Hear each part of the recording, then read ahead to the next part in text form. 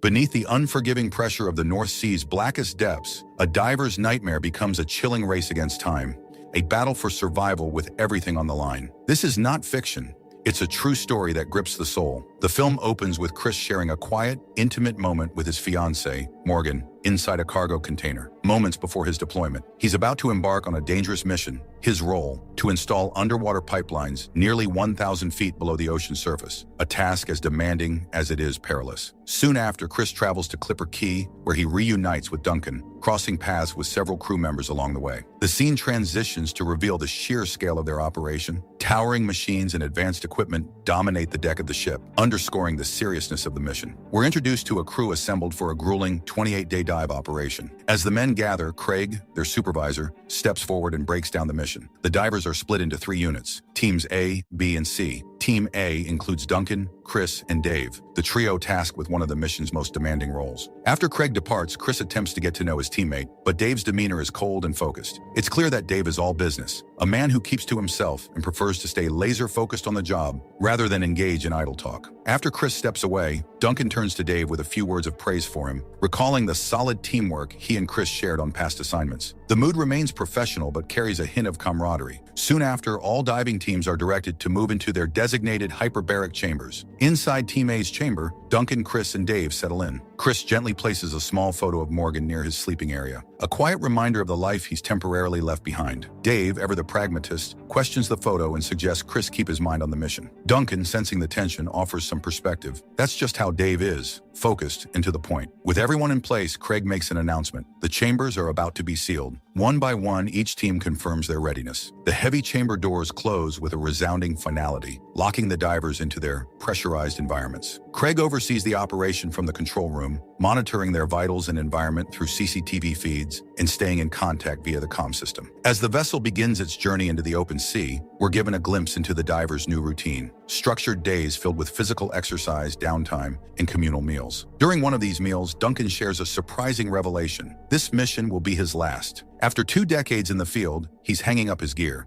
The news takes Chris and Dave by surprise, sparking a moment of reflection among the team. Meanwhile, Chris continues to stay emotionally connected to Morgan, checking updates and messages about her day whenever he can. A small but meaningful link to the world above. Later on, a powerful storm hits the sea, making conditions dangerous for everyone on board. Despite the rough weather, the divers are still expected to do their job. Inside the control room, the crew discusses the storm and decides that Team A needs to dive near the manifold. Craig goes to wake up Team A, Chris, Duncan, and Dave, in the middle of the night. He tells them to leave their chamber and get ready for the dive. The team gathers their gear, picking up essentials like knives and compasses, and heads to the diving bell. As they prepare, Dave tells Chris to stick close and follow his lead. It's clear Dave doesn't fully trust Chris's abilities yet. Once Team A is inside the bell, the hatch is sealed shut. The bell is lifted out of the chamber and lowered into the raging sea. It shakes and jerks as it's lowered into the water, the start of their tough mission beneath the stormy waves. What challenges await them in the depths of the North Sea? Can they survive and complete their task? Let's find out what happens next. In the middle of the rough sea, the diving bell stops at about 300 feet deep. Duncan opens the hatch and keeps the water temperature steady while getting the team ready to dive. Dave is the first to go. Wearing his oxygen tanks and helmet, he jumps into the water and contacts the control room. Chris follows right after. Both divers make their way down to the ocean floor, carrying a connector. Their job is to attach it to the manifold. They manage to do it successfully,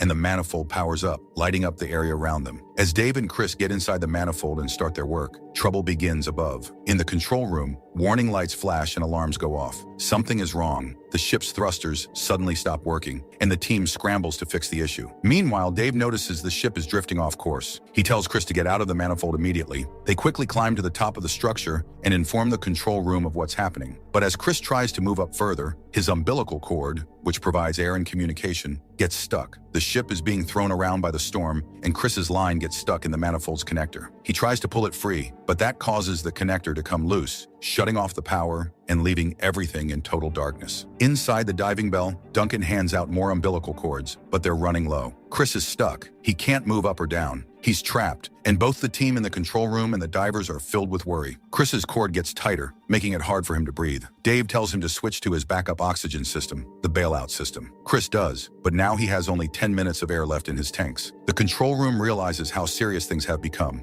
Dave promises Chris that he'll come back for him, but for now, Chris needs to stay on top of the manifold. If he moves, Dave might not be able to find him in the dark, stormy sea. Dave keeps talking to Chris, guiding him. Suddenly, a strong wave hits the ship, causing it to jerk violently. Chris's cord tightens until it finally snaps, and he's thrown away from the manifold. At the same time, Dave is pulled back up toward the bell. Chris is now completely disconnected. Back in the bell, Duncan tries to pull up Chris's line, but it's broken. He realizes something's gone very wrong. Dave gets back inside and tells Duncan what happened to Chris. Everyone is deeply concerned. Chris is alone, lost in the sea. Inside the control room, Craig is filled with worry, anxiously discussing the diver's situation with the ship's captain. They're desperately searching for a solution to bring Chris back safely. Out in the ocean depths, Chris has less than 8 minutes of air remaining. Surrounded by darkness, Chris strikes a flare, its glow barely cutting through the murky water. Disoriented and panicked, he shouts for Duncan and Dave, hoping for any sign of them. His compass is no longer working, leaving him without direction. With only the flare to guide him, he scans the water, trying to locate the manifold, the only way back, just as Dave had instructed. Back on the bridge, the captain turns to Officer Hannah, urging her to help steer the ship toward Chris's location. She hesitates, fearing the storm's brutal force could endanger everyone aboard. Still realizing the stakes, she agrees, and the two begin carefully maneuvering the vessel through the chaos. Time is running out. Chris is down to less than 4 minutes of oxygen when he finally spots the manifold in the distance. But the fight isn't over yet. He must climb it to survive. With lungs burning and every breath a struggle, Chris starts his ascent. The crushing pressure of the deep sea weighs on him,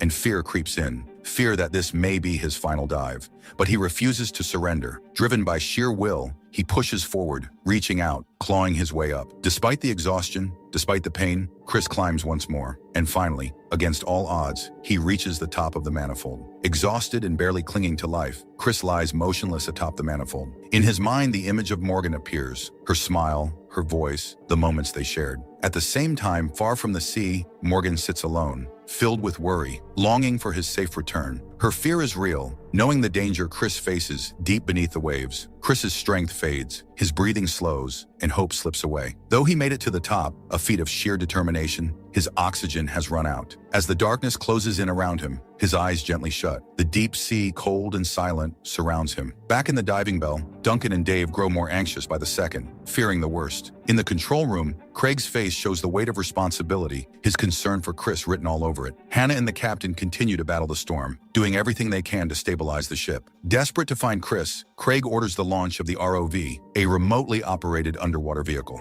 As the camera feed comes into view, it shows Chris lying still on the manifold. His hands twitch slightly, but his eyes remain closed. There's no sign he's breathing. Craig instructs Andrew, the ROV pilot, to try and retrieve him, but Andrew hesitates. The ROV, he says, isn't designed to save the living, only to recover the dead. With no other option left, Craig takes full responsibility and decides to rescue Chris himself. His determination to save his divers shows just how much he cares as a leader. Taking control of the ROV, Craig carefully guides it toward Chris, trying to grab hold of him. It's not easy. Chris is unconscious but somehow still alive, even though he hasn't had oxygen for over 16 minutes. Craig struggles to get a proper grip on him, but finally he manages to catch the strap on Chris's gear. As he begins to pull Chris up, he realizes the strap is stuck in the broken parts of the manifold. Inside the diving bell, Duncan tells Dave a heartbreaking story. 2 divers once died in a similar situation, and one of their bodies was never recovered. He gets emotional, saying he doesn't want Morgan to be left with just Chris's shoe as a memory. Back in the control room, the dynamic positioning officer, DPO, restores the thruster connection, which also brings back communication with the diving bell.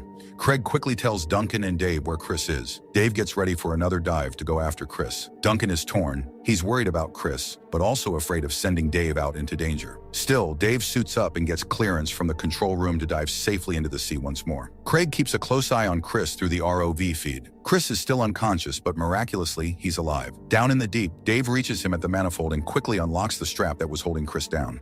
He fastens Chris to his own umbilical line and starts the difficult climb back to the bell. The storm continues to rock the ship, and carrying Chris's weight isn't easy, but Dave pushes through. Step by step, he hauls Chris back. Finally, they reach the bell, where Duncan pulls Chris inside, removes his helmet, and immediately begins trying to revive him. Chris is pale, cold, and has been without oxygen for over 28 minutes. He's not breathing. Duncan desperately gives him first aid, even sharing his own breath, but Chris shows no signs of life. Time seems to stop. Then just when it feels like all hope is gone, Chris suddenly gasps for air. Duncan quickly lifts him up and helps him sit. Dave returns to the bell as Craig and the control room get the message. Chris is breathing, but he's still unconscious. Duncan and Dave talk to him, try to wake him, try to get a response, but Chris stays silent and motionless.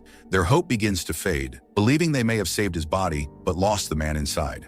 Then in a quiet moment, Chris turns his head, looks at Dave, and starts to speak. Relief and joy fill the bell. Duncan and Dave rush to him, overwhelmed, knowing Chris has made it back. In the control room, Craig is filled with joy and relief, knowing that Chris has survived and is now awake. The entire team celebrates, and even the other diving teams in their chambers join in the happiness. Chris, still recovering, is confused by everyone's emotional reactions. He doesn't yet realize just how close he came to dying. Craig praises the captain for handling the storm so well, and the rest of the team also shares their thanks. Craig then informs Team A that they'll be heading back to the surface chamber soon. From my point of view, this moment shows the power of strong leadership. If Craig hadn't taken the risk and made the decision to save Chris, he might not have made it out alive. Later, we see Chris resting inside the chamber. Dave stays by his side, taking care of him. Chris finds out he was unconscious for 40 minutes before being rescued. He feels guilty for making Morgan worry, especially since he had promised her he would be safe. Dave eventually leaves Chris to get some rest. Alone, he looks at photos of his daughters and becomes emotional, clearly affected by everything that happened. Chris continues his recovery inside the chamber, going through the slow process of decompression, thankful to be alive. During his recovery, Chris checks in with Morgan to let her know he's okay, but he doesn't tell her the truth about what happened. Instead, he makes up a story about a small issue with the ship, wanting to spare her the stress and fear of what he went through. As the days pass, it's time for 4 of the divers to be released. The chamber doors open, and the team step out. Duncan says goodbye to Chris, then heads back into the chamber, joking that he forgot his pillow. In reality, he just wants to spend a little more time in the place that marked his final dive. Craig recognizes this and sincerely thanks Duncan for his years of service. Soon after, Chris is reunited with Morgan. This time, he tells her everything.